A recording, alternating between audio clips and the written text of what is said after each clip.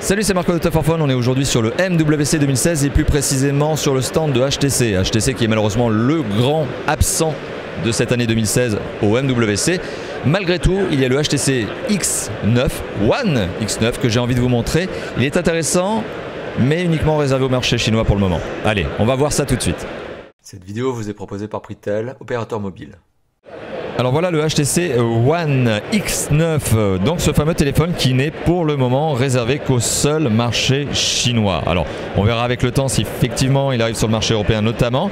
Alors quelles sont les particularités de ce téléphone? Alors c'est du One, comme d'habitude, le design métal en arrière, métal aluminium à l'arrière. Plusieurs coloris, on voit déjà du gris, on voit déjà du noir, bon il y a pas mal de différentes couleurs. C'est du One, donc design aluminium et c'est très très beau, c'est très élégant. On est sur un téléphone qui a quand même des dimensions qui sont relativement généreuses. Il a un écran de 5,5 pouces, donc forcément il faut bien le placer quelque part. Il fait 15,4 cm de long, 7,6 cm de large et il fait 0,1 d'épaisseur. Le tout pour un poids qui a priori pourrait sembler conséquent, 170 grammes. Malgré tout, en raison probablement du métal, en raison de cet aspect aluminium, eh bien il a l'air plus léger. Voilà, donc on est sur un mobile qui étonnamment a une bonne prise en main, semble plus léger que ce que l'on aurait pu penser. En termes de matériaux, je vous l'ai dit, on est sur de l'aluminium à l'arrière. Sur la face avant, on est sur une vitre, forcément, bien sûr, puisqu'elle est tactile. Et il s'agit d'une vitre Corning Gorilla. L'écran, je vous l'ai dit, c'est un 5,5 pouces. C'est un 5,5 pouces 1080p. Bonne résolution, donc pour un écran de 5,5 pouces, moins ça aurait été problématique. Ça aurait probablement nui à la netteté d'image. À côté de ça, on est sur des performances qui seront probablement à l'avenant du standing de ce téléphone, plutôt haut de gamme, puisqu'on est sur un processeur qui est un processeur MediaTek Helio X10, donc le fameux 8 cœurs. Et c'est un 64 bits. Alors ça c'est le petit détail, mais retenez donc que c'est un 8 cœurs et que c'est le fameux X10 de MediaTek. À côté de ça, en termes de RAM, on a 3 Go de RAM et 32 Go de ROM.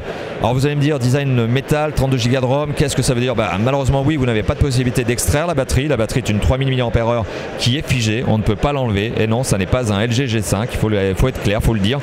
Malgré tout, on peut quand même ajouter un slot. On a un slot, on peut ajouter une micro SD. Donc ça c'est quand même pas mal. Et la micro SD a été testée, revendiquée comme étant testée par HTC jusqu'à 2 Tera. Donc on parle des toutes nouvelles micro SD, les grosses micro SD de 2 Tera. Donc vous pouvez mettre tout ce que vous voulez dedans, ça passe. Voilà, à côté de ça, qu'est-ce que l'on a? Donc eh bien on a beaucoup de connectivité, ou en tout cas on a une connectivité étendue. Alors on a des grands classiques et on a des un peu plus rares. Alors dans le sens, on a bien sûr du HGPS, GPS et il est aussi GLONASS, mais aussi Beidou. Donc on est sur les 3 normes de réseau satellitaire, donc très bonne accroche réseau. En tout cas on peut l'imaginer, on pourrait en reparler lors du test, si ce mobile arrive bien sûr en Europe. Bon, on a bien sûr du Wi-Fi, du Bluetooth 4.2, pardon, j'allais dire 4.0, mais 4.2. Alors le Wi-Fi, c'est du ABGNAC, on a du NFC, on a du DNLA, du Miracast, etc., etc. Petite note au niveau du design que je ne vous ai pas évoqué sur les deux côté de la face avant, en tout cas sur le haut et sur le bas de la face avant, on retrouve le Boom Sound. Et oui, on a donc les 2 haut-parleurs frontaux. Et ça, on avait bien aimé chez HTC, on est content de le revoir revenir justement sur ce genre de mobile. C'est une bonne note. Et bien voilà, quoi vous dire de plus? Capteur photo, on va parler des capteurs photo. Capteur photo 5 mégapixels en frontal, 13 mégapixels en dorsale, flash LED à l'arrière, capteur de luminosité de proximité sur la face avant, ça j'avais oublié de vous le préciser.